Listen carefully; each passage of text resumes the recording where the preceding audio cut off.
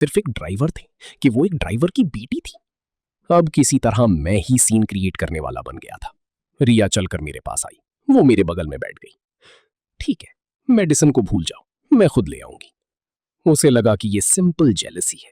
मेरा कबीर के लिए कुछ भी करने से इनकार करना सिर्फ उसके लिए मेरी तड़प थी। उसने मेरी तरफ देखा। तो खाना कहाँ है? मेडिसिन नहीं लाई, ठीक है, लेकिन तुम कम से कम लंच तो लाए होगे ना? किसी ने उसे पहले ही बता दिया था कि उन्होंने मुझे 2 ट्रे लेते देखा है। मैंने शांति से कहा, मैंने वो खा लिया। क्या तुमने दोनों खा लिए? वो लगभग पर्सनली ऑफेंडेड लग रही थी। मैंने सिर हिलाया। आगे बैठे बच्चे पीछे मुड़े और डिस्गस्ट के साथ देखने लगे।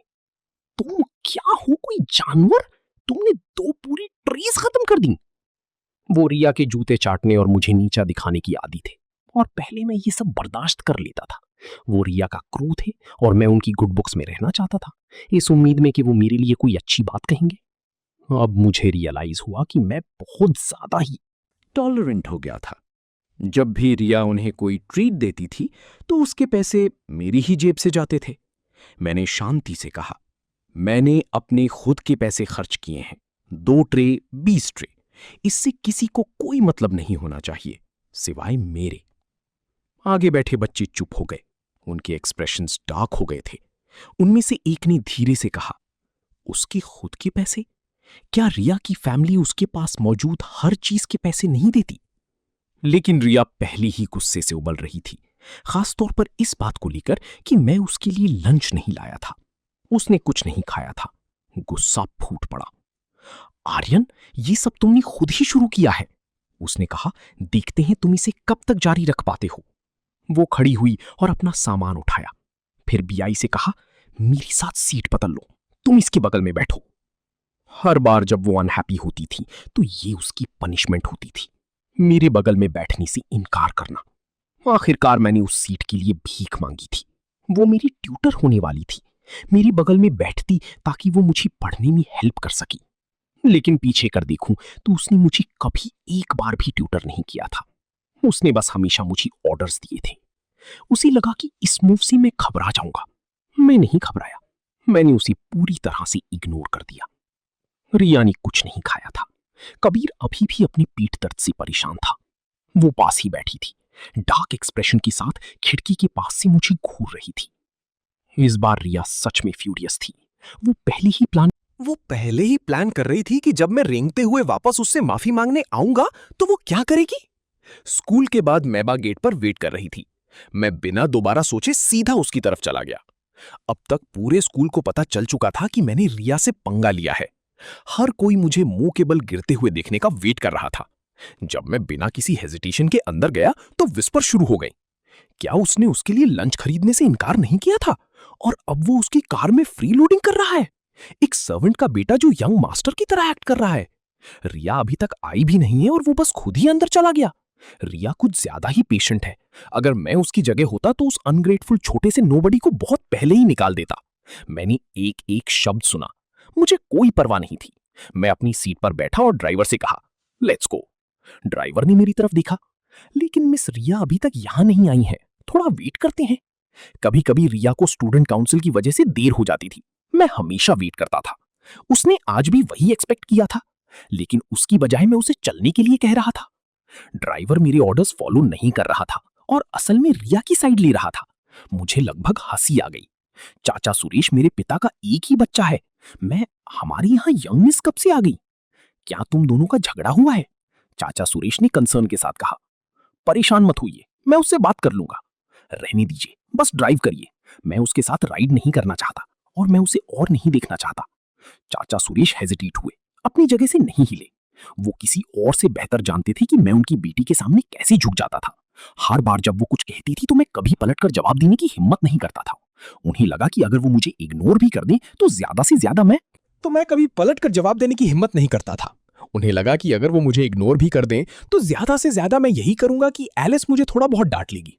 उन्होंने तो पहले ही ऐसा फ्यूचर इमेजिन करना शुरू कर दिया था जहां मैं फैमिली फॉर्चून इनहेरिट कर लूंगा और उनकी बेटी को सब कुछ मिल जाएगा।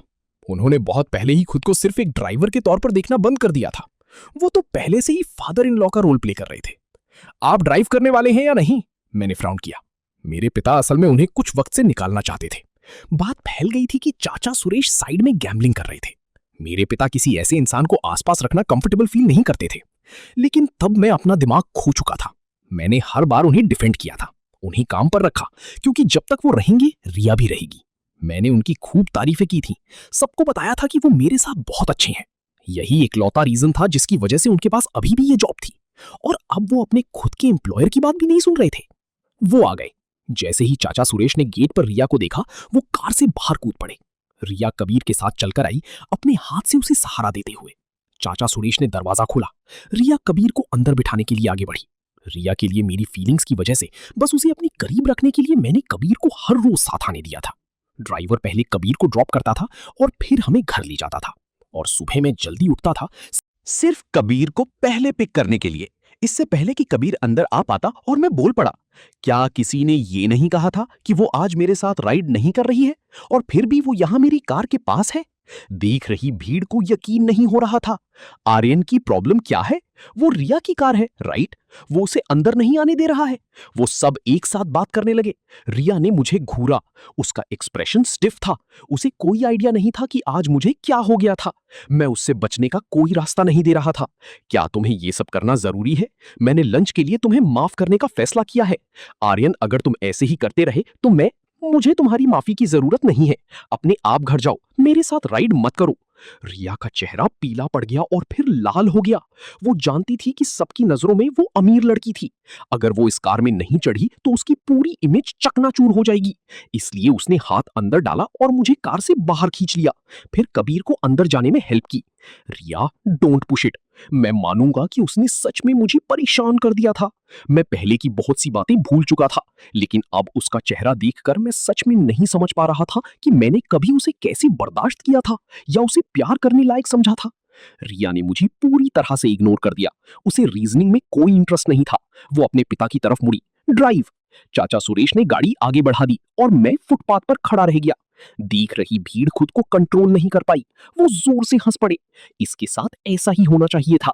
इतना अनरीजनेबल होने का यही अंजाम होता है। मैंने अपना फोन निकाला। ये फोन रिया ने खुद खरीदा था, एक सस्ता सा नोकिया, ज्यादा से ज्यादा कुछ 100 रुपयों का। उसे इंप्रेस करने के लिए मैंने उसे वो एकदम नया आईफोन दे दिया था जो मेरे पिता ने मेरे बर्थडे पर दिलवाया था, और बदले में ये कबाड़ ले लिया था। तब मुझे लगा कि ये उसकी प्राइड को प्रोटेक्ट करने का एक तरीका है। अब इस फोन के नाम पर धब्बे को घूरते हुए मुझे लगभग हंसी आ गई, लेकिन मैंने अपने पिता को कॉल किया। एक पल बाद मेबा वापस घूमकर आई। वो गेट पर आकर रुकी। चाचा सुरेश अनकंफर्टेबल दिखते हुए बाहर निकले। यंग मास्टर, साफ था कि उन्हें अभी अभी अच्छी खासी डांट पड़ी थी। इन्हें बाहर निकालो, मैं इनके साथ राइड शेयर नहीं कर रहा हूं। चाचा सुरेश कार की तरफ मुड़े। रिया पहले ही कबीर को बाहर आने में हेल्प कर रही थी। दोनों ही कॉट ऑफ गार्ड थे। कबीर डरा हुआ लग रहा था। आर्यन, अगर तुम्हें मुझसे कोई प्रॉब्लम है तो ठीक है, लेकिन तुम्हें रिया के पीछे नहीं पड़ना चाहिए। वो हमेशा से तुम्हारे साथ अच्छी रही है। रिया ने उसे हाथ से रोका। रहने दो। जैसे ही वो दोनों बाहर निकले, मैं अंदर बैठ गया। इससे पहले कि हम वहां से निकलते, मैंने शीशा नीचे किया, स्माइल किया और रिया को एक छोटा सा वेव दिया। बाय। रियर व्यू मिरर में चाचा सुरेश की नजरें मुझसे मिली। उन्होंने जाहिर तौर पर एक्सपेक्ट नहीं किया था कि मैं इतना आगे जाऊंगा। यंग मास्टर, उन्होंने संभलते हुए शुरुआत की, आर्ग्यूमेंट्स होते रहते हैं, इसे ज्यादा दिल पर मत लीजिए। मैं रिया को आकर माफी मांगने के लिए कहूंगा। हालांकि बिना राइड के उसे शायद बस लेनी पड़ेगी। पता नहीं वो किस वक्त घर पहुंचेगी। बाकी सब बस ले सकते हैं, वो क्यों नहीं ले सकती? चाचा सुरेश, क्या भूल गए हैं कि आपके पेचेक पर साइन कौन करता है? अगर आपको मुझसे कोई प्रॉब्लम है तो आप जॉब छोड़ने के लिए आजाद हैं। मुझे लेक्चर दे रहे हैं। ये सब सिर्फ इसलिए क्योंकि उन्हें लगा कि उनकी बेटी के पास मेरे परिवार के पैसों पर हाथ साफ करने का चांस है। उन्होंने मुझे अपने एम्प्लॉयर की तरह ट्रीट करना बंद कर दिया था। अगर मैंने अपने पिता को कॉल नहीं किया होता तो वो बिना दूसरी बार सोचे मुझे वहीं खड़ा छोड़कर चले गए होते। चाचा सुरेश तुरंत चुप हो गई। घर वापस आकर आंटी चैन मुझसे दरवाजे पर मिली। यंग मास्टर, आप अकेली वापस आए हैं? रिया कहाँ है? इस घर में अब कोई मिसेला नहीं है, मैंने कहा। आंटी चैन ने पलकें झपकाई। यंग मास्टर को आखिरकार कब अक्ल आ गई? मैंने रिया को इतनी लंबे समय तक इतने अच्छे से ट्रीट किया था कि वो और उसके पिता दोनों ही पूरी तरह से अपनी जगह भूल चुके थे। कमला मौसी ने कई बार कुछ कहना चाहा था, उन्होंने कभी हिम्मत नहीं की क्योंकि वो जानती थीं कि इससे मैं अपसेट हो जाऊंगा। अब मेरे मुंह से ये सुनकर वो सच में इमोशनल हो गई।